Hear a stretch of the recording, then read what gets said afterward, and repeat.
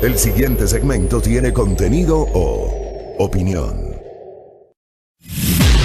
La entrevista en A Primera Hora. Analizamos los hechos del momento junto a sus protagonistas. 7:40, no se pueden quejar, ¿eh? Hemos tenido diversas visiones sobre el caso Sobornos. Más adelante estará con nosotros el señor Procurador General del Estado, cumpliendo en este espacio con el principio de pluralidad y diversidad de voces, que mucha gente le molesta. Pero ahí estamos, humildemente en este espacio de noticias. Hablemos un poquito sobre la Asamblea Nacional. Esta asamblea que ha estado marcada por una serie de ejecutorias muy complejas. Esta asamblea que constantemente en este periodo de modo particular ha estado en el ojo del huracán, con denuncias contra legisladores, con destitución de legisladores, con un presidente de la asamblea que fue destituido de su condición de tal, pero sigue siendo legislador, con señalamientos respecto de errores monumentales de técnica legislativa. Esta asamblea que cerró el año 2019 con algunas cifras, para el cual hemos invitado a un conocedor de la materia, muy involucrado en este tema, doctor Marcelo Espinel, director del Observatorio Legislativo, esta iniciativa no gubernamental que desde hace algunos años provee a la República de información sobre el trabajo de la Asamblea Nacional, información, digamos, objetiva, si cabe el término, con base en cifras respecto de la producción legislativa y la participación de los legisladores. Doctor, bienvenido, buenos días, qué gusto. Fabricio, muy buenos días y un cordial y afectuoso saludo a tu distinguida audiencia. Gracias por la presencia de Marcelo Espinel. ¿Cómo cerró 2019? ¿Cómo inicia 2020 la Asamblea Nacional? Bueno, coincido contigo en que este periodo legislativo, que empezó en mayo de 2017, ha estado en entredicho. Pues de estas acusaciones en contra de legisladores, de estos errores de técnica legislativa, lo que hacen no es más que perjudicar aún más la imagen de la Asamblea Nacional que tiene la ciudadanía. Y eso también es, creo, un jalón de orejas para la Asamblea Nacional, para que de cara al año 2020 haga reformas profundas y responsables a la ley orgánica de la función legislativa, que es una deuda pendiente hace ya varios años, para ver cómo podemos aportar de cara al año 2021 y tener un poder legislativo que cumpla ese rol de primer poder del Estado. ¿Por qué hay que reformar la ley orgánica de la función legislativa? Bueno, por ejemplo, uno puede observar que existen problemas, tú recordarás, por ejemplo, en los casos de fiscalización, que varios casos de fiscalización, varios procesos de juicio político se quedaron en el limbo precisamente por esto de que no existían los votos suficientes en la comisión de fiscalización, porque por más que habían mayoría no eran 6 sino eran 7, y entramos en estos dimes y diretes de cuántos eran los votos necesarios.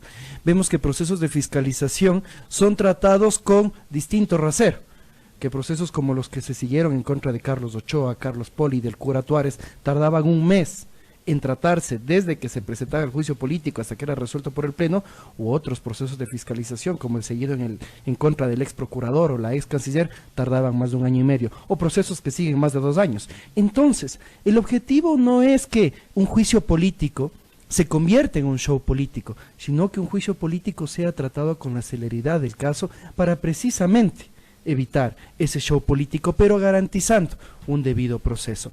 En los aspectos de técnica legislativa, ¿cómo no pensar en que es necesaria una reforma a la ley orgánica de la función legislativa cuando tenemos estos crasos errores, que ojo, errores que han venido también desde el Ejecutivo y que no han podido ser resueltos adecuadamente por la Asamblea Nacional, o errores que se han producido dentro de la Asamblea Nacional? Errores en 4 leyes: ley de comunicación, código de la democracia, la ley de simplicidad tributaria y también en la ley del adulto mayor, que se derogaron 2 leyes. La ley del adulto mayor se derogaron con una transitoria 2 leyes y sobre eso casi no se habla. Entonces es necesario reformar. Y finalmente, lo que nosotros siempre hemos venido promoviendo, mi estimado Fabricio, mayor transparencia.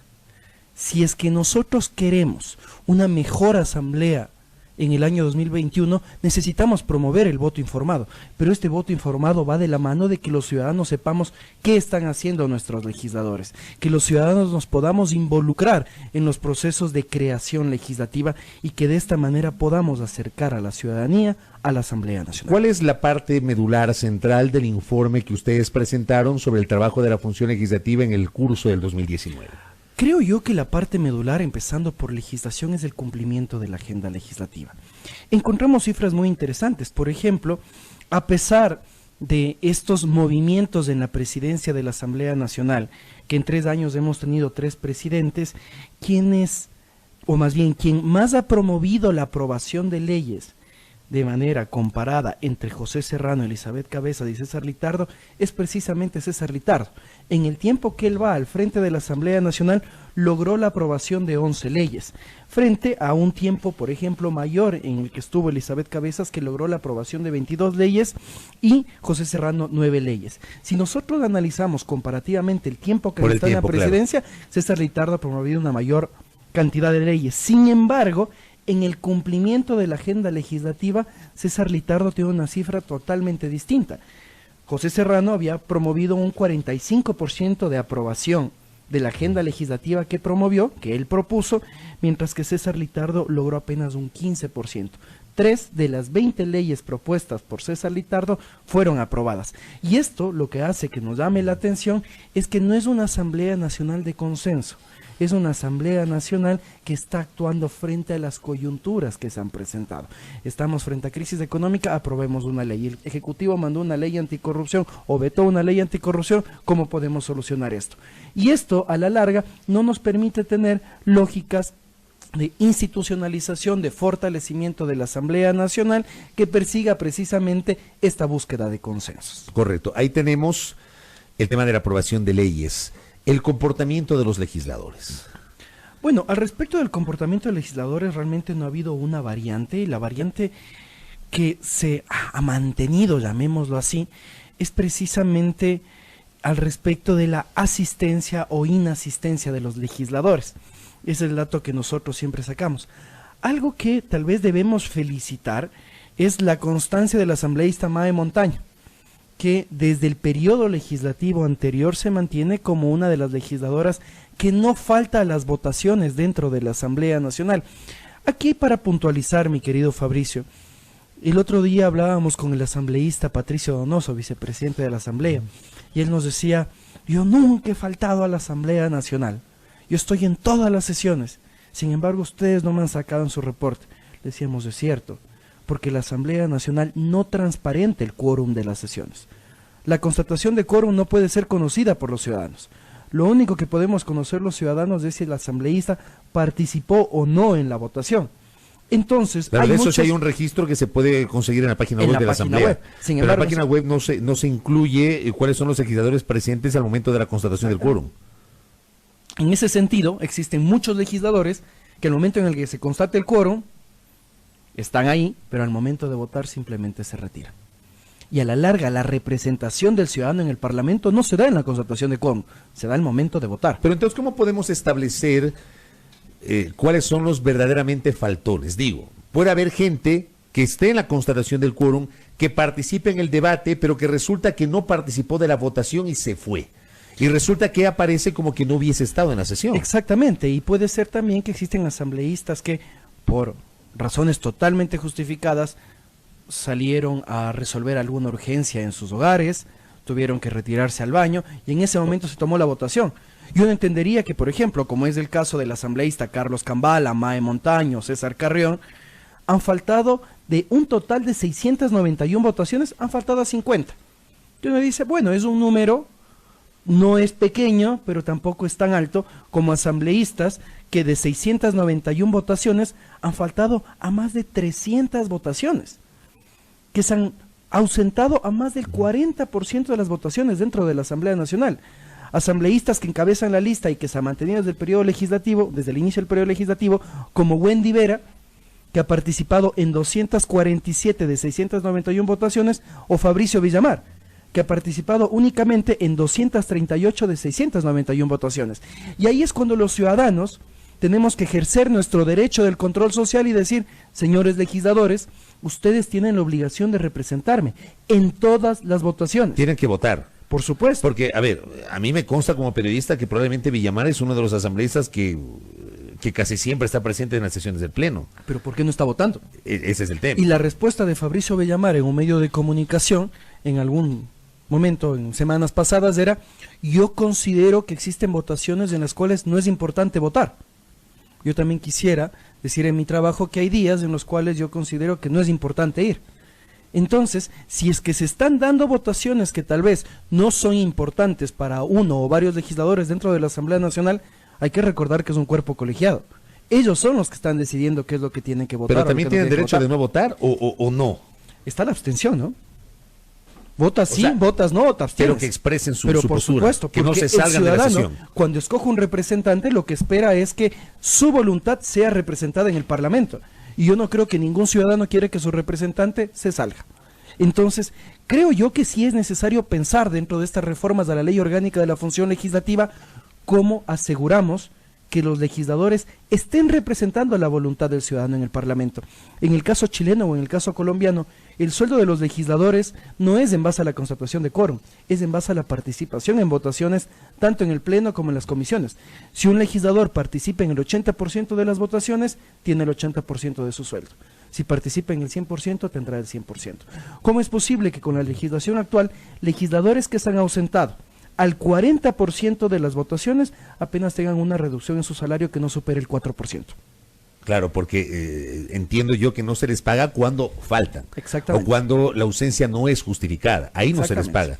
Las únicas... Pero si no están en la votación, eso no se mide a la hora de pagar. En lo absoluto. O sea, si están presentes en la constatación del quórum, no hay problema. O sea, asistieron. Eso debe constar en los registros de la Asamblea. Exactamente. Las reducciones de salarios únicamente se producen cuando no existe una justificación de la ausencia a la sesión o cuando existen retrasos, cuando ya se ha convocado a determinada hora una sesión del Pleno o de las comisiones.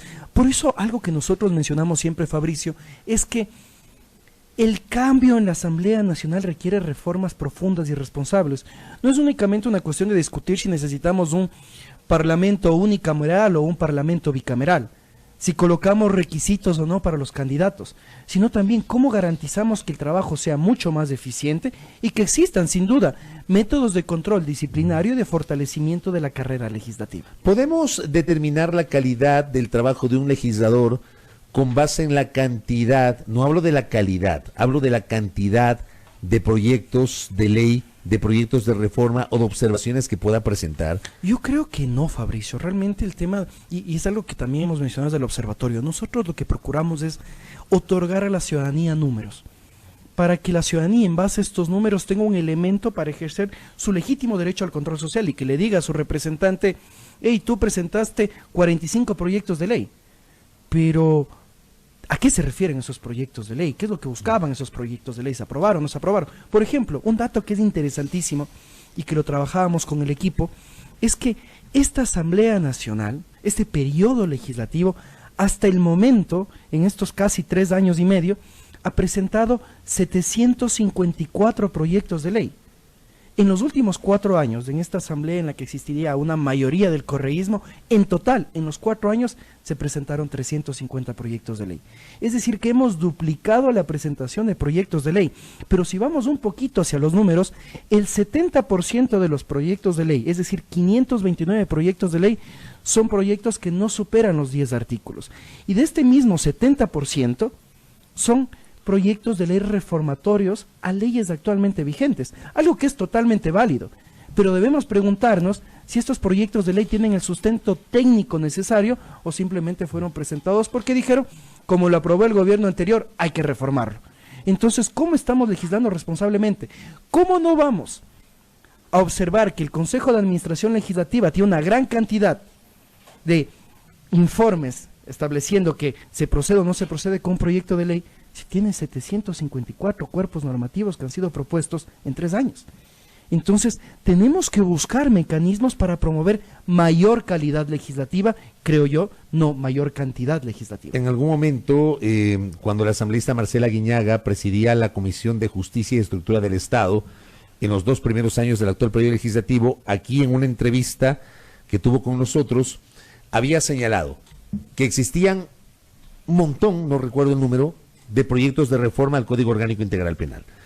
Pero resulta que muchos de esos proyectos, decía ella, eran reformas a una letra, a una palabra, a una coma. Creo que incluso había una exageración o decía una letra, una coma, pero más o menos así. Una cosa muy pequeña.